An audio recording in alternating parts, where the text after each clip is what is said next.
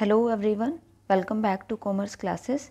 हम अपनी क्लासेस में अकाउंटेंसी और बिज़नेस स्टडीज़ के दोनों सब्जेक्ट्स को कवर कर रहे हैं क्लास 11th के। तो आज हम बिज़नेस स्टडीज़ के सेकंड चैप्टर पे हैं। फर्स्ट हमारा कंप्लीट हो चुका है और अगर अभी तक आपने मेरी वीडियोस नहीं देखी, आज पहली बार देख रहे हैं, तो प्लीज़ मेरे चैनल को सब्सक्राइब करना बिल्कुल मत भूलिएगा। प्लीज़ मेरे चैनल को सब्सक्राइब ज़रूर कर लीजिएगा ताकि मेरी वीडियोज़ की अपडेट्स आपको मिलती रहे। आज हम पढ़ेंगे पार्टनरशिप के बारे में। हम पार्टनरशिप का उसके मेरिट्स, डीमेरिट्स और फीचर्स और मीनिंग हम पढ़ चुके हैं कि पार्टनरशिप होता क्या है, उसके क्या फ़ायदे हैं, क्या नुकसान हैं। पार्टनरशिप एक प्राइवेट सेक्टर एंटरप्राइज है। पार्टनरशिप में मिनिमम 2 पर्सन्स की नीड होती है। मिनिमम 2 तो चाहिए ही चाहिए, 2 से ज़्यादा भी हो सकते हैं और मैक्सिमम 20% चाहिए होते हैं। और जो अगर बैंकिंग बिजनेस से रिलेटेड आता है तो मैक्सिमम 10 पर्सन्स की नीड होती है। तो पार्टनरशिप फॉर्म कुछ इस टाइप से एक एग्रीमेंट के बेस पे होता है। उस एग्रीमेंट को हम पार्टनरशिप डीड बोलते हैं। आज हम पढ़ेंगे पार्टनरशिप के कितने टाइप्स के फर्म्स होते हैं, ठीक है। उसका मीनिंग, फीचर्स, मेरिट्स, डीमेरिट्स तो हम पढ़ चुके हैं। आज हम पढ़ेंगे कि पार्टनरशिप फर्म कितने टाइप्स का होता है। तो ये कुछ बेसिस पे डिफ़ाइन किया गया है। जो फर्स्ट बेसिस है, partnership firm on the basis of duration या टाइम पीरियड भी बोल सकते हैं आप। ड्यूरेशन का मतलब ये टाइम पीरियड से रिलेटेड होता है। इसमें 3 टाइप्स की पार्टनरशिप आती है जो ड्यूरेशन के बेस पे है, टाइम के बेस पे है। फर्स्ट है हमारी partnership at will. Partnership formed for an indefinite period that exist at the will of partners. Partnership at will का मतलब होता है पार्टनर्स की मर्जी पे चलेगी ये पार्टनरशिप। अगर वो चाह रहे हैं 10 साल तक तो 10 साल तक, अगर वो चाह रहे हैं अनलिमिटेड तो अनलिमिटेड। ये जो पार्टनरशिप फॉर्म होगा इसको फॉर्म किया जाएगा एक इनडिफाइनाइट पीरियड के लिए, मतलब लिखा नहीं जाएगा। वो पार्टनरशिप डीड जो एग्रीमेंट बनता है ना, पार्टनरशिप डीड जिसे हम बोलते हैं, उसमें एक डिफाइनाइट पीरियड नहीं लिखा जाएगा टाइम कि हम इतने टाइम के लिए पार्टनरशिप कर रहे हैं। नहीं, जब तक उनकी मर्जी है वो तब तक उसे एग्जिस्ट कर सकते हैं, मतलब वो पार्टनरशिप तब तक चलेगी। तो ऐसा कोई फिक्स्ड टाइम पीरियड नहीं होता। नेक्स्ट है फिक्स्ड पीरियड वाली पार्टनरशिप, जिसमें पहले ही टाइम पीरियड लिख दिया जाता है उसकी पार्टनरशिप डीड में या उसके एग्रीमेंट में। जैसे कि formed for a specific period of time, this form automatically gets terminated on expiry of specified time period. इसमें क्या बोला गया है कि ये पार्टनरशिप फॉर्म बनता तो एक स्पेसिफाइड पीरियड के लिए है।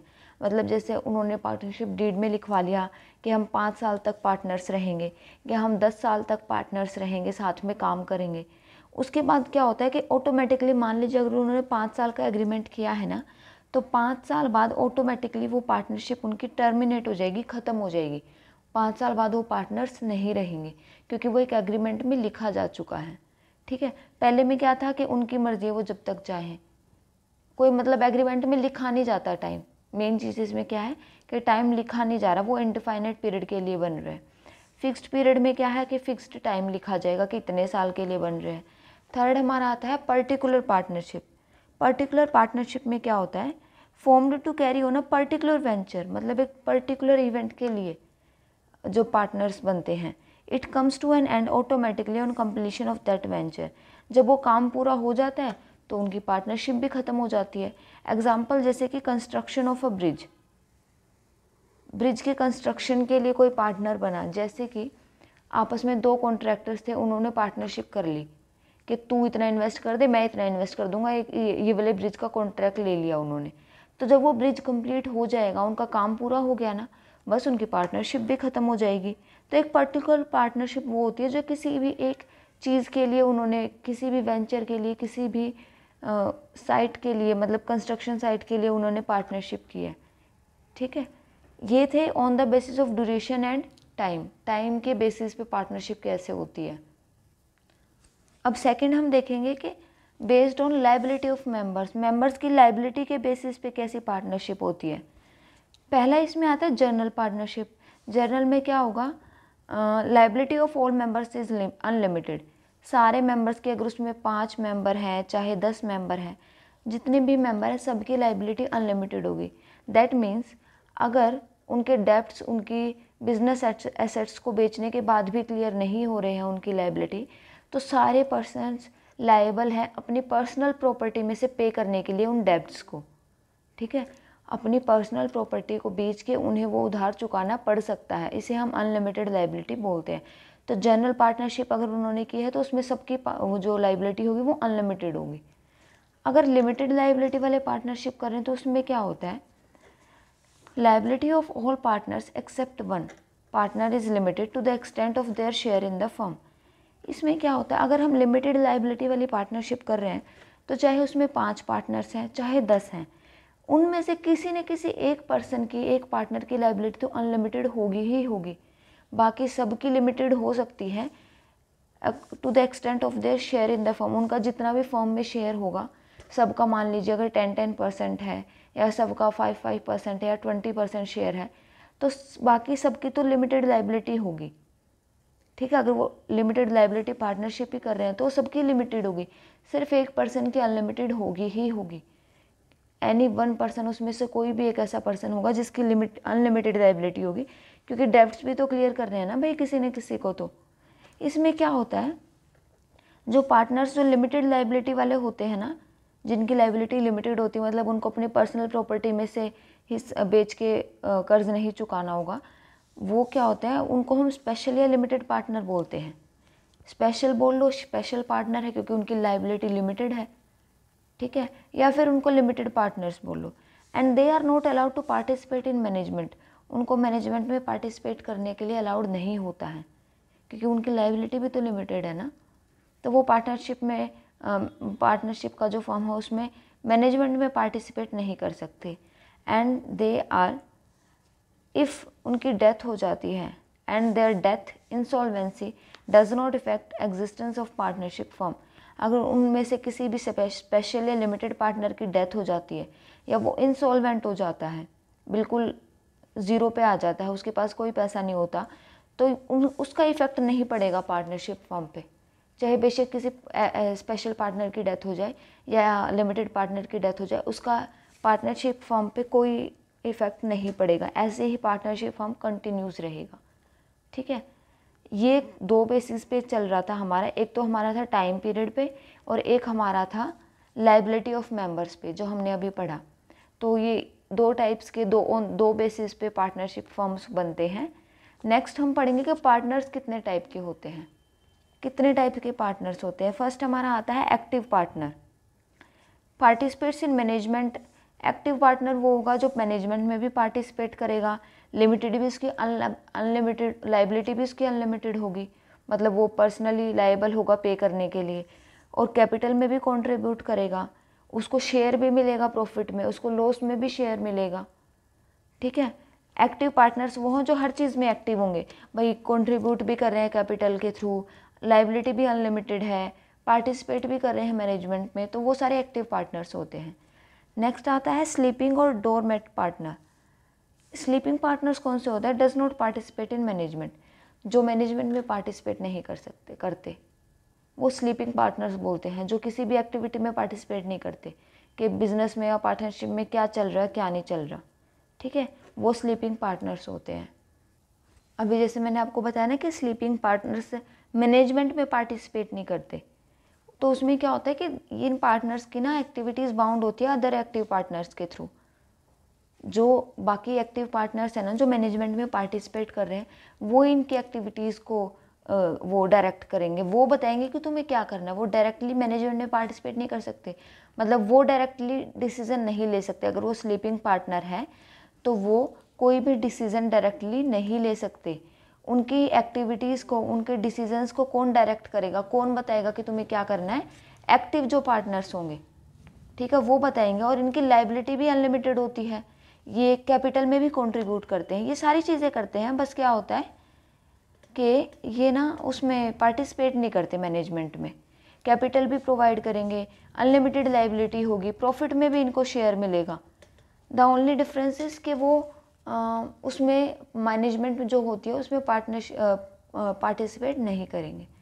थर्ड हमारा आता है सीक्रेट पार्टनर। सीक्रेट पार्टनर क्या होते हैं, हुज एसोसिएशन और relation with firm is not known to outsiders. उसका एसोसिएशन मतलब उसका जो जुड़ा हुआ होना है हमारी पार्टनरशिप से, उसकी जो पार्टनरशिप है, और या फिर उसका जो रिलेशनशिप है एक फर्म से, वो आउटसाइडर्स के लिए नोन नहीं होगा, मतलब बाहर वाले नहीं जानते कि ये भी पार्टनर है। तो ये सीक्रेट पार्टनर्स होते हैं। ये कैपिटल में भी कंट्रीब्यूट करते हैं, पार्टिसिपेट भी करते हैं एक्टिवली, लिमिटेड भी, लाइबिलिटी भी अनलिमिटेड होती है। हर चीज़ वो नॉर्मल जैसे एक्टिव पार्टनर्स होते हैं ना उनकी तरह करेंगे। बस इसमें डिफरेंस क्या आ गया कि बाहर वाले को किसी को नहीं पता चलेगा कि ये भी इस फर्म का पार्टनर है। ठीक है। फोर्थ हमारा आता है नॉमिनल पार्टनर्स। नॉमिनल पार्टनर्स क्या होते हैं? They are not real partners. ये रियल पार्टनर नहीं होते। कैसे? ना तो ये कंट्रीब्यूट करते हैं कैपिटल में, ना ही ये पार्टिसिपेट करते हैं मैनेजमेंट में, ना ही इनको शेयर मिलता है प्रॉफिट या लॉस में, कुछ नहीं करते। ये सिर्फ नॉमिनल पार्टनर्स वो होते हैं जो रियल नहीं होते। ये ना कोई काम करना इनको, ना कोई कैपिटल में शेयर देना, कंट्रीब्यूट करना, ना इनको प्रॉफिट मिलता है ना इनको लॉस मिलता है। ऐसे nominal partners only Leeds his name and reputation for the benefit of firm. Nominal partners को अब ये तो वो हो गया कि जो नहीं होते। नॉमिनल पार्टनर्स कौन होते? वो होते हैं जिनका नाम या रेपुटेशन यूज़ किया गया है for the benefit of firm. Firm की पार्टनरशिप जो बिजनेस है उसके बेनिफिट के लिए सिर्फ जिसका नाम या रेपुटेशन यूज़ किया जाता है उसे हम नॉमिनल पार्टनर बोलते हैं। नॉमिनल पार्टनर्स भी दो टाइप्स के होते हैं, nominal partner by estoppel and nominal partner by holding out. ये दो टाइप के होते हैं। ठीक है। तो नॉमिनल पार्टनर का जैसे मैंने भी आपको बताया कि ये इनका जो नाम है, इनकी जो रेपुटेशन है, सिर्फ वो यूज़ किया जाता है फर्म के बेनिफिट के लिए। एग्जाम्पल जैसे कि प्रमोशन होता है ना किसी भी ब्रांड का, किसी भी सेलिब्रिटी के थ्रू, कोई भी सेलिब्रिटी हो किसी ब्रांड का प्रमोशन कर रहे हैं। ठीक है। इतनी सारी एड्स आप देखते हो, किसी भी चीज़ का ले लीजिए। जैसे अब कोई भी आप एग्जांपल ले लीजिए कि किसी भी क्रीम का कोई फीमेल, जैसे श्रद्धा कपूर है वो लैक्मे का करती हैं, करीना कपूर है वो भी लैक्मे को प्रमोट करती हैं। तो इनका नाम है एक, है ना, इनकी रेपुटेशन है, गुडविल है काफ़ी अच्छी मार्केट में। तो क्या है, लोग इनकी वजह से उस प्रोडक्ट पे भरोसा कर लेते कि यार इतनी बड़ी सेलिब्रिटी जब इस प्रोडक्ट को यूज़ कर रही है और प्रमोट कर रही है तो अच्छा प्रोडक्ट होगा। तो कंपनी को फ़ायदा हो गया ना उनके प्रमोशन से। अब नाम किसका आ रहा है उस ब्रांड के थ्रू, उस ब्रांड के ऊपर के श्रद्धा कपूर के थ्रू उसको प्रमोट किया गया है या करीना कपूर के थ्रू प्रमोट किया गया है। ठीक है। तो उनका नाम यूज़ कर लिया ना फर्म ने, लैक्मे जो फर्म है उसने उनका नाम यूज़ कर लिया, उनकी रेपुटेशन यूज़ कर ली, प्रमोट करा दिया चैनल को। पर क्या आप एक चीज़ देखिए, उनमें से किसी ने भी इस प्रोडक्ट्स में, लैक्मे में अपना कंट्रीब्यूट किया है, कैपिटल अपने पैसे लगाए हैं? नहीं लगाए। उनको उसके अगर जितने भी प्रोडक्ट्स बिकेंगे उनको उसका प्रॉफिट का हिस्सा मिलेगा? नहीं मिलेगा। उन्होंने सिर्फ जो एडवर्टीजमेंट की है उसके लिए उनको एक बार पे किया जाएगा। ठीक है। बट उनको हिस्सा नहीं मिलेगा बार बार शेयर में। ठीक है। इनको नॉमिनल पार्टनर बोलते हैं हम। अभी जैसे मैंने आपको बताया ना कि बाय एस्टॉपल और बाय होल्डिंग आउट दो टाइप्स के नॉमिनल पार्टनर होते हैं, है ना। तो अब ये देख लेते हैं कि इनका मतलब क्या है कि नॉमिनल पार्टनर भी दो टाइप के कैसे हुए। बाय एस्टॉपल क्या होता है? Person who accepts that he is partner in the firm. वो पर्सन जो एक्सेप्ट कर लेता है कि हाँ वो उस फर्म में पार्टनर है, बाय हिज ओन वर्ड्स और कंडक्ट। जब वो खुद बाहर वालों के सामने, आउटसाइडर्स के सामने ये बात बोलता है कि मैं इस फर्म का पार्टनर हूँ, अपने वर्ड्स के through. He is liable for the debts, तो वो लाइबल भी हो गया। अब बाहर वालों के लिए तो वो पार्टनर है, जो इन्वेस्टर्स हैं या फिर मतलब जो भी हैं, जो जिनको पैसा लेना है इससे, कंपनी से या फर्म से, अब उनके लिए तो वो भी पार्टनर है। तो अगर उनको अपना पैसा वापस लेना है तो उनको क्या होगा कि हाँ ये पार्टनर है तो ये भी लाइबल है पे करने के लिए डेब्ट्स को। Which the firm gets because of his reputation. उसकी रेपुटेशन की वजह से जो भी उनको डेब्ट्स मिले हैं। डेब्ट्स कैसे मिल सकते हैं? अब सपोज कीजिए, अभी तक तो हमने देखा था कि कंपनी को सिर्फ प्रॉफिट ही मिलेगा, वो उसका बेनिफिट ले रहा है सिर्फ उसकी नाम और रेपुटेशन का। ठीक है। बट कभी कभी क्या होता है, उसकी रेपुटेशन की वजह से फर्म को ना डेब्ट्स भी मिल जाते हैं। ठीक है। कर्जा भी मिल जाता है। वो कैसे मिलता है? चलिए एक एग्जांपल देखते हैं। सपोज कीजिए मिस्टर एक्स हैं, ठीक है, वो एक फर्म के नॉमिनल पार्टनर हैं। ठीक है। वो नॉमिनल पार्टनर है, उन्होंने कोई कंट्रीब्यूट नहीं किया, उनको कोई शेयर नहीं मिल रहा, कुछ नहीं मिल रहा। बट वो बैंक में जाके क्या बोलते हैं कि मैं इस फर्म का एक पार्टनर हूँ, ठीक है, और मुझे कुछ लोन चाहिए, उसको कुछ लोन लेना है, तो बैंक क्या करेगा कि भी कंपनी के नाम का, कंपनी का पार्टनर है, कल को अगर पे भी नहीं कर पाया तो कंपनी से ले लेंगे हम, तो अपना लोन क्लियर करवा लेंगे, पार्टनर तो है ही भाई। तो क्या होता है, बैंक ना उसको लोन दे देता है, बैंक जो है वो मिस्टर एक्स को लोन दे देता है। अब मिस्टर एक्स एक नॉमिनल पार्टनर था, एक्टिव पार्टनर नहीं था, रियल पार्टनर नहीं था, उसकी वजह से कंपनी के नाम पे लोन ले लिया उसने, तो कंपनी के नाम पे डेब्ट चढ़ गया ना, कर्ज चढ़ गया, कंपनी के नाम से लोन लिया उसने। तो इस तरह से क्या होता है कि बाय स्टॉपल होते हैं जो अपने वर्ड्स के थ्रू दुनिया को ये बताते हैं कि हम भी पार्टनर्स हैं, उसको स्टॉपल पार्टनर बोलते हैं, जो स्टॉपल के थ्रू होते हैं। सेकेंड हमारा आता है बाय होल्डिंग आउट। इसमें क्या होता है, partner who does not call himself as a partner. इसमें तो क्या था कि वो खुद को बता रहे हैं कि भाई हम पार्टनर्स हैं, इसमें क्या है, वो खुद को नहीं बता रहे कि हम पार्टनर हैं in the firm, but who does not object when others call him as a partner in the firm. लेकिन जब कोई और उन्हें ये बोलते हैं ना कि हाँ तुम पार्टनर हो इस कंपनी में, तो वो ऑब्जेक्ट भी नहीं करते, वो मना भी नहीं करते कि नहीं हम तो नहीं हैं। वो खुद भी नहीं बोलेंगे अपने मुंह से कि हम पार्टनर हैं, और वो मना भी नहीं करेंगे। जैसे मान लीजिए अगर कोई उनको बोलता है कि क्या आप एक पार्टनर हो, तो वो मना भी नहीं करते हैं, ठीक है, वो बोल देते हैं हाँ ठीक है मैं भी पार्टनर हूँ, वो उस चीज़ के लिए अप्लाई कर लेते हैं। एग्जाम्पल जैसे कि हम एक्स का एग्जाम्पल ले रहे थे, उन्होंने लोन लिया, इसमें क्या हम क्या देखते हैं होल्डिंग वाले में कि मिस्टर जो एक्स है ना, अप्लाई करते हैं लोन के लिए ये बोल के कि जो दूसरा पर्सन है, जैसे मान लीजिए मिस्टर ए है, कि वो भी पार्टनर है हमारा, ठीक है, फर्म में, और जो मिस्टर ए है ना वो भी ये बोल देता है कि हाँ मुझे कोई ऑब्जेक्शन नहीं है स्टेटमेंट से, मैं पार्टनर हूँ भाई, और मिस्टर एक्स जो है मिस्टर ए के नाम पे लोन ले लेता है, ठीक है, मिस्टर एक्स ने लोन ले लिया मिस्टर ए के नाम से, और ए हमारा क्या है, नॉमिनल पार्टनर है, ठीक है, एक नॉमिनल पार्टनर है वो, और उसने कोई ऑब्जेक्शन भी नहीं किया कि हाँ मैं पार्टनर नहीं हूँ। मिस्टर ए के, अब इसकी रेपुटेशन अच्छी थी, इसका नाम अच्छा था, तो जो मिस्टर एक्स था एक एक्टिव पार्टनर था, उसने इसके नाम पे लोन ले लिया, ठीक है। अब मिस्टर ए की रेपुटेशन भी अच्छी है, अब वो एक नॉमिनल पार्टनर है, ठीक है, उसकी रेपुटेशन भी अच्छी, उसने कोई ऑब्जेक्शन भी नहीं दिखाया कि हाँ भाई मैं पार्टनर हूँ या नहीं हूँ, तो वो भी लायबल हो गया उस डेब्ट्स को पे करने के लिए। अब मिस्टर एक्स ने ए के नाम पे लोन लिया है, तो ए इज लायबल टू पे द डेब्ट, ठीक है।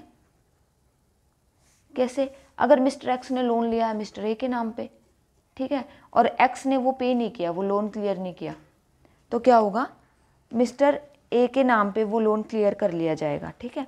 लास्ट हमारा आता है माइनर पार्टनर। हम टाइप्स ऑफ पार्टनर्स पढ़ रहे हैं ना, माइनर पार्टनर्स भी एक पॉइंट है इसमें। माइनर पार्टनर्स क्या होते हैं, पार्टनरशिप जो एक्ट बना है 1932, उसके अकॉर्डिंग जो माइनर पार्टनर्स होते हैं, जो बिलो 18 एज होते हैं, एज जिनकी बिलो 18 होती है, वो लायबल नहीं होते, उनको परमिशन नहीं दी जाती कि वो एक पार्टनर बने। They can only be admitted to the benefits of existing firm. जो फर्म है ना हमारा पार्टनरशिप, उसमें उनको उसका बेनिफिट तो उसको मिल सकता है, उसको कुछ परसेंट का शेयर उसमें मिल सकता है प्रॉफिट में, लेकिन वो लाइबिलिटी को पे करने के लिए लायबल नहीं होंगे।